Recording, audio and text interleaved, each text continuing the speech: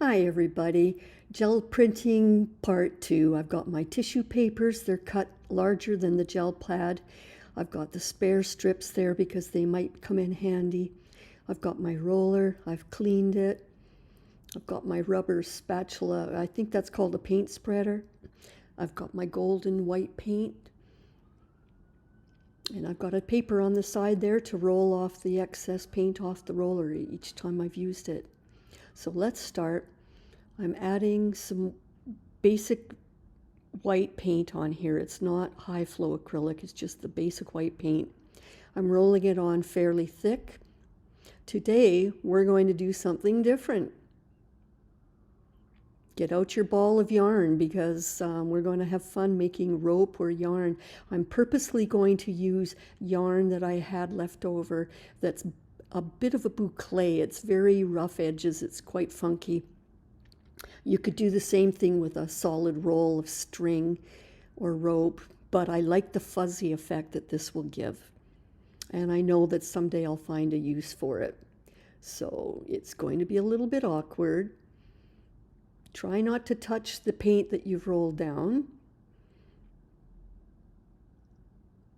But you get the hang of it. It's definitely a little bit finicky and requires patience, but try again not to gouge that paint too much in the background.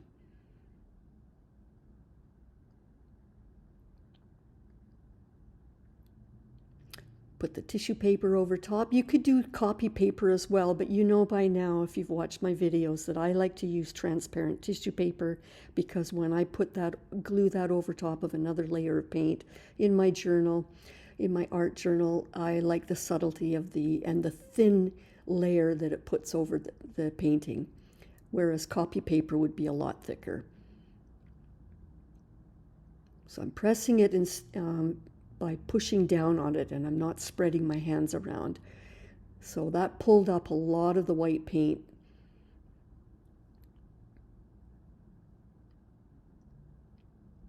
I'm just doing another press to get any excess paint that was left on the gel pad. That's going to be really, really, really subtle, but believe me, there are going to be lots of occasions for me to use that because it'll give more of a ghost-like dusting of a white on a painting someday. I really, really like that pull. Now we'll take off the yarn, and this is what we've got left, so that if you want to have the look of a white rope over top of your painting, this will be it. Isn't that fun? I love it. It's taking the place of taking a paintbrush and painting that scribbling rope-like effect over your painting, because once you've done that, if you don't like it, it's hard to remove. This way, as you know, you place the tissue over top, decide where you want it, and then you glue it down. Let's do another one. The more you do this repetitive act, the better you get at it. The more you realize how much paint you need, if you've got too much, too little. It's really a trial and error, and it's hard to show that in a video. You have to just play. Roll off that excess all the time so you keep your roller smooth. Let's do this again. Try a different. Of course, you could never do exactly. Actually, the way that just fell down on the thing would have been a nice pull, but I end up moving it around. You know, be intuitive with this. Let it organically become what it wants to be. That's the best part, is having these surprises. So again, I'm not spreading around, and because the tissue paper is so fragile, especially when it's this wet with paint, so you have to gently, but you have to pat it down. Again, that's a fairly thick layer of paint, but I'm going to get a second pull on here because there's a lot of paint left over. And again, sometime you might want strong opaque paint, white paint, and sometimes you might want this second pull here, which is more subtle. Either way, they're both going to work. Once you're working on a painting, you'll know which one you want to use. And again, I'm not using the whole page that I pull off on a painting. I usually tear away parts of it that I like.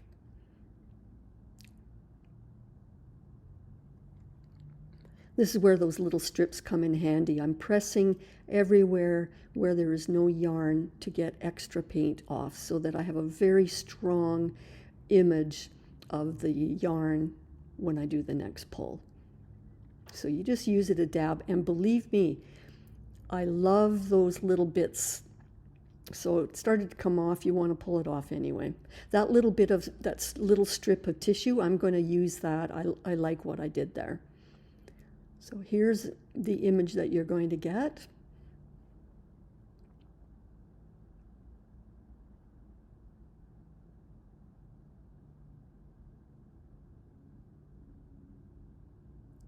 I think I'm patting this a little extra long. It gives more time for that paint to dry up a bit and come off onto the tissue paper. That came off quite cleanly. I like that.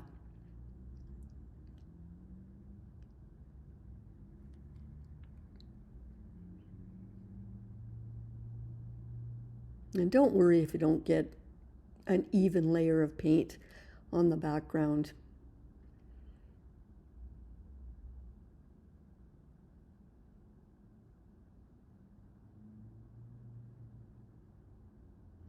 This time I'm going to try stripes left and right on the page.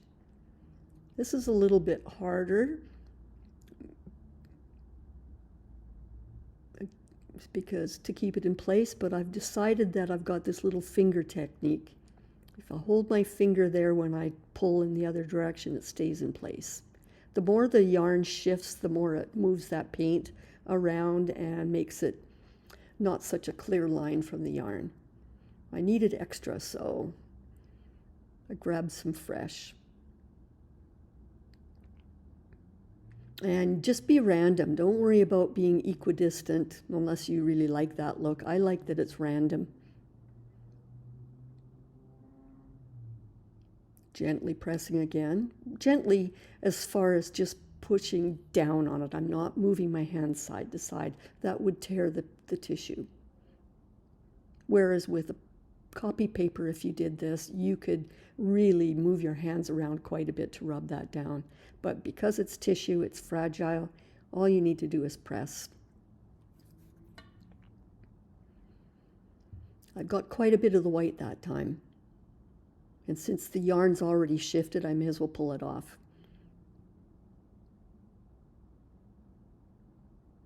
Again, I'm just doing white here, but because I want lots of white for my soul journal, but go ahead and do the same technique with any paint you've got.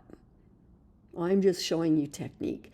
I had extra gel plate paint on my gel plate on the side there, which I was using to roll the white around onto the roller, and I decided not to waste it before it got dry.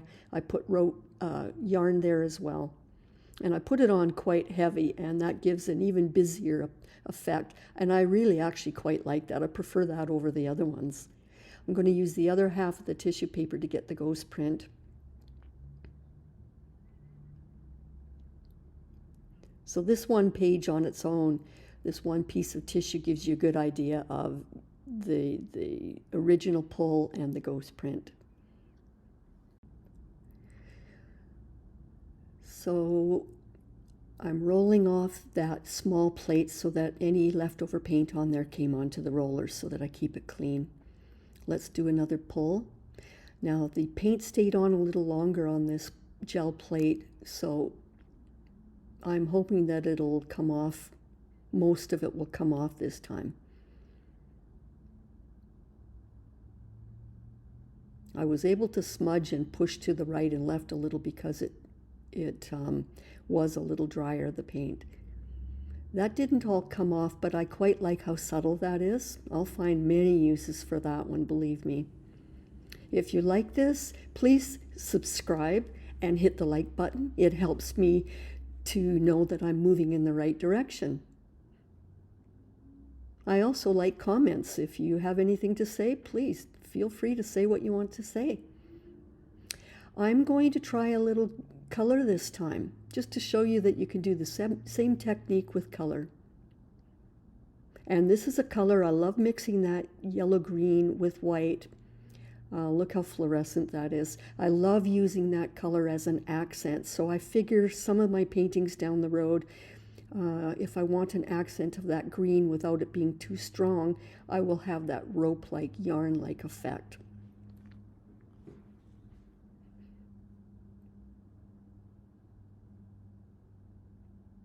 I believe I've got fresh yarn this time because the other was getting a little bit sticky from the paint.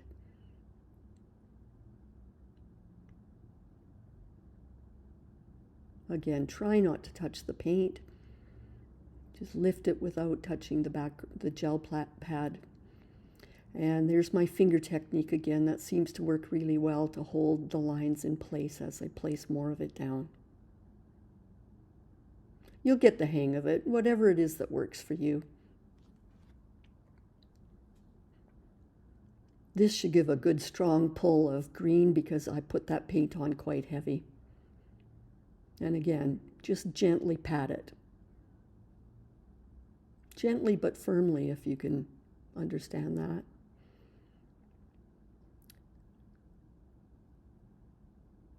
And since that yarn is already lifting off, see, look how strong and bold that is. The yarn, I may as well take it off because it started to shift. Oh, before I do that, I'm going to use those scraps to press down, and I'm pressing in the direction that the yarn is laid down so that it doesn't lift off. I just wanted a strong, bold green on the next pull. And those little tissue bits, believe me, they'll be used as well. Keep them in your tissue box because you might just find a perfect use for that, even if it's a year from now. You'll find a use for it.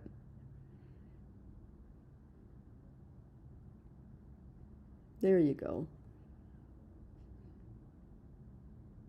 This will be a subtle yarn look as well, but that's okay. I like that it's fuzzy.